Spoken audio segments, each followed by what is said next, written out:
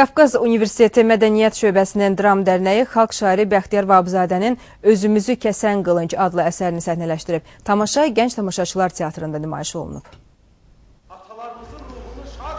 Əsərdə təsvir olunan hadisələr tamaşaçını sonuna qədər həyəcan içərisində saxlayır. Səhnə əsərinə sənətşünaslıq üzrə fəlsəfə doktoru Zəminə Axundova quruluş verib. Dram Dərnəyinin üzvləri ümummilli lider Heydər Əliyevin yüksək qiymətləndirdiyi bu əsərlə vətən tarixini öyrənməyin vacibliyini nümayiş etdirdilər.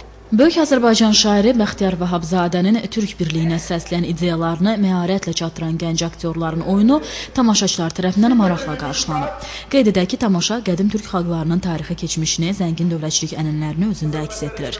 Burada türklərin minillik tarixi keçmişindən söz açılsa da, Bəxtiyar Vahabzadə minilliklər əvvəl baş verən bu hadisələrə yeni təfəkkürlə yanaşıb. Başımıza gələn faciələri və onları doğuran səbəbləri məharətlə açıb göstərə bilib. Qeyd edək ki, Qafqaz Universitetinin teatr kollektivi Şəki və Mingəçevirdə də Özümüzü kəsən qılınc adlı tamaşa ilə çıxış ediblər. Ramin Qurban, Namiq Vəliyev, Zərifə Qurban xəbərlər.